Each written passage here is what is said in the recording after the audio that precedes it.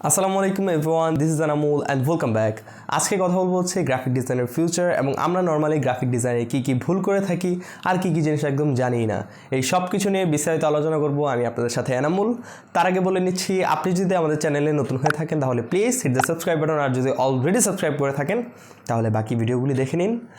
So ভাই এবং ভাইয়ের বোনেরা, আর বেশি কথা বলবো না, চলুন ভিডিওতে চলে যাই। প্রথমেই আমরা একদম শেষ থেকে আলোচনা করব যে কি জিনিস আমরা একদম জানি না।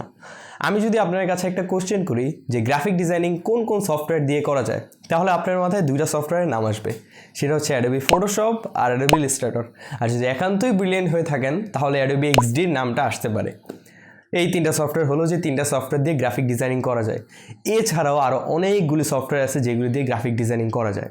ফর এক্সাম্পল, মাইক্রোসফট অফিসের Microsoft Word, Microsoft PowerPoint, Microsoft Publisher, অ্যাডোবির হচ্ছে Adobe Photoshop, Illustrator, XD, InDesign, তারপর হচ্ছে কোরাল ড্র, এটা অ্যাডোবির নাম বাট এটা দিয়েও গ্রাফিক ডিজাইনিং করা যায়। তো এই সফটওয়্যারগুলি দিয়ে গ্রাফিক ডিজাইনিং করা যায়, তবে প্রত্যেকটা সফটওয়্যারের কিছু স্পেসিফিক কারণে বানানো হয়েছে। যেমন কিছু সফটওয়্যার দিয়ে ম্যাগাজিন বা ইবুক বানানোর জন্যই বানানো হয়েছে সফটওয়্যারটি। কিছু সফটওয়্যার বানানো হয়েছে শুধু ভেক্টর ডিজাইনের জন্য, মানে স্পেশালি ভেক্টর ডিজাইনের জন্য। কিছু সফটওয়্যার ব্যানার, তারপরে ব্রোশার, বিজনেস কার্ড এগুলোর জন্য বানানো হয়েছে।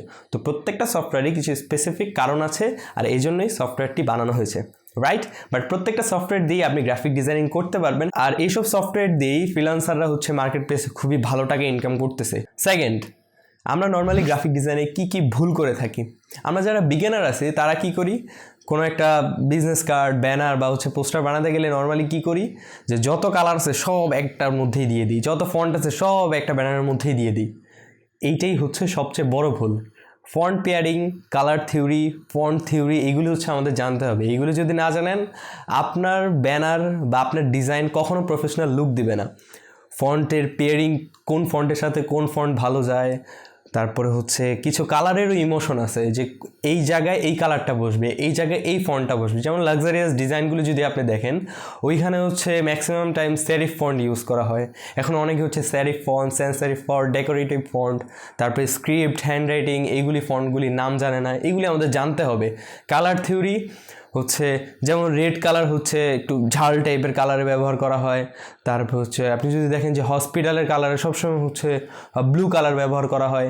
এরকম কালারেরও কিছু ইমোশন আছে যে প্রত্যেকটা কালার স্পেসিফিক কোনো কারণে ব্যবহার করা হয়।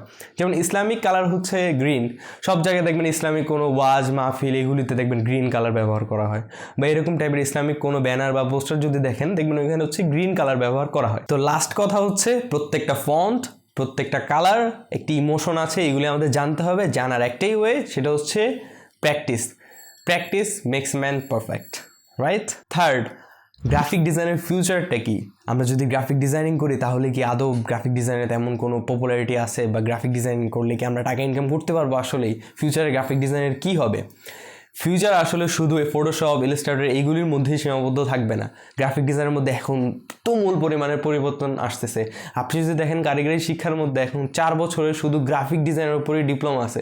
4 বছরের গ্রাফিক ডিজাইন মানে একদম পুরো একদম মানে অবস্থা খারাপ করে ফেলবে শিখাতে একদম মাস্টারি করাই দিবে ওদের। তো গ্রাফিক ডিজাইনের ফিউচার হচ্ছে মোশন গ্রাফিক্স। এখন বলবেন মোশন গ্রাফিক্স তো নড়াচড়া ভিডিও টাইপের, এর মধ্যে আবার গ্রাফিক ডিজাইনিং কেমনে? ভিডিও হোক, তারপরে সিনেমা, 4D, অ্যানিমেশন, এই সব কিছুর মধ্যেই হচ্ছে গ্রাফিক ডিজাইনে আছে। গ্রাফিক ডিজাইন কি?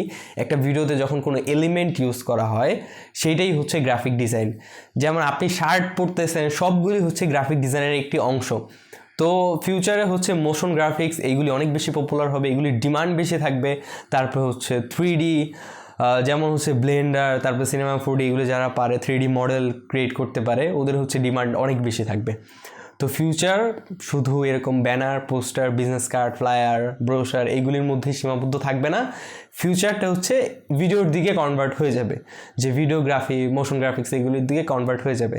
তো আপনি এখন থেকেই ভিডিওগ্রাফি, মোশন গ্রাফিক্স এগুলি শেখা শুরু করে দেন, তাহলে আপনি এক্সপার্ট হতে পারবেন এবং ফিউচারে আপনার ডিমান্ড সব থেকে বেশি থাকবে। তো এই ছিল 3টা বিষয়বস্তু গ্রাফিক ডিজাইনের। আই হোপ আপনারা বুঝতে পারছেন যে ফিউচার কি হবে গ্রাফিক ডিজাইনের। বাট লাস্টলি একটা কথাই বলবো, আপনি গ্রাফিক ডিজাইনিং শিখেন আর যেটাই শিখেন, ওয়েব ডেভেলপমেন্ট, প্রোগ্রামিং যেইটাই শিখেন, আপনি মাইক্রোসফট অফিস শিখেন, বাট ওইটার উপরে আপনি একদম মাস্টারি করেন। একদম মাস্টারি করেন। যখন আপনি একটার উপর মাস্টারি করবেন তখন দেখবেন যে আপনি একদম মানে অনেক বড় জিনিসও আপনি একটা ছোট সফটওয়্যার দিয়ে করতেছেন অনেক ইজিলি। এটা আপনার কাছে ইজি মনে হবে। আই হোপ ভিডিওটি আপনার কাছে ভালো লেগেছে। যদি ভালো লেগেই থাকে তাহলে অবশ্যই একটি লাইক দিয়ে দেবেন আর আমাদের চ্যানেলে সাবস্ক্রাইব করতে একদমই ভুলবেন না। আর যদি কোনো কনফিউশন বা যদি কোনো কোশ্চেন থাকে অবশ্যই নিচে কমেন্ট বক্সে লিখে দেবেন। আর আমাদের নিচে একটি গ্রুপের লিঙ্ক দেওয়া আছে আমাদের, যদি কোনো সমস্যা থাকে ওই গ্রুপে একটা মানে যেই প্রবলেম ফেস করতেছেন ওই প্রবলেমের পিক আর উপরে একটা প্রবলেমের কোশ্চেন মানে ক্যাপশনের মধ্যে কোশ্চেন লিখে ওটা আমাদের গ্রুপে পোস্ট করে দেবেন। আমি চেষ্টা করব আপনাদের কোশ্চেনের অ্যান্সার দেওয়ার। তো এই পর্যন্তই ছিল আজকের ভিডিওটি। সবাই ভালো থাকবেন, সুস্থ থাকবেন।